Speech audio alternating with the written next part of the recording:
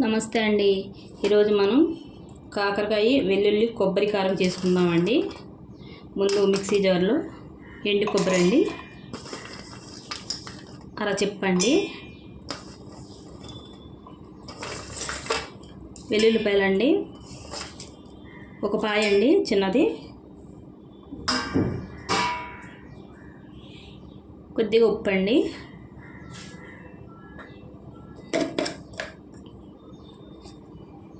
కారం అండి తగినంత తీసుకోవాలండి, కారాన్ని బట్టి. నేను 5 చెంచాలు వేసానండి.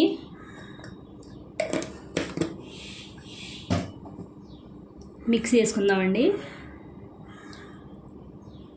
చూడండి ఇలా వేసుకొని ఉంచుకోవాలండి. నేను ఇంకో 2 చెంచాలు వేసానండి కారం, సరిపోతే మీరు కారం తగినట్టు వేసుకోండి, సరిపడానంత.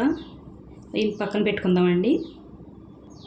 కాకరకాయలండి ఉడకబెట్టుకొని ఉప్పు పసుపు వేసి ఉడకబెట్టి నీళ్ళన్నీ పిండేసి పక్కన పెట్టుకున్నానండి. చూద్దామండి. ఇప్పుడు ఆయిల్ పెట్టుకున్నానండి స్టవ్ మీద. కాకరకాయ ముక్కలు వేసుకుందామండి. నూనె ఎక్కువ పడద్దండి కాకరకాయలకి. ఇంకొద్దిగా ఉప్పు వేసుకుందామండి. కలుపుకుందామండి.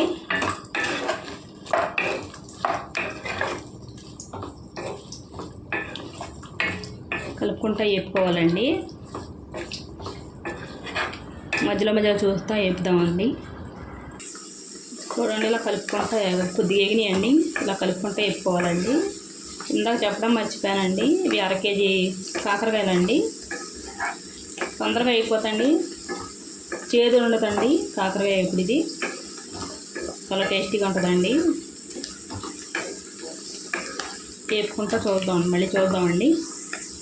చూడండి అన్నీ ఒకలాగే ఎగుతున్నాయండి. ఇలా కలుపుకుంటూ వేపుకోవాలండి. నేను హైలోకి పెట్టానండి మంట. ఇలా కలుపుకుంటూ ఉంటే అన్నీ సమానంగా ఎగుతాయండి. చాలా టేస్టీగా ఉంటుందండి. కొద్దిగా నూనె తీసేసుకొచ్చండి, ఇంత నూనె అవసరం లేదండి. ఏగినప్పుడే కావాలి నూనె కొద్దిగా ఎక్కువ. కొద్దిగా ఏగిన తర్వాత చూద్దామండి. చూడండి కాకరకాయలు ఏగిపోయినాయండి. కొద్దిగా నూనె తీస్తానండి నేను.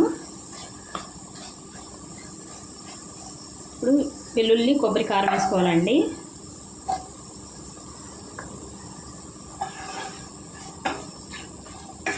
ఇంకా కాకరకాయలు ఎక్కువ వేగినా బాగుండదండి, ఇలాగే బాగుంటాయండి.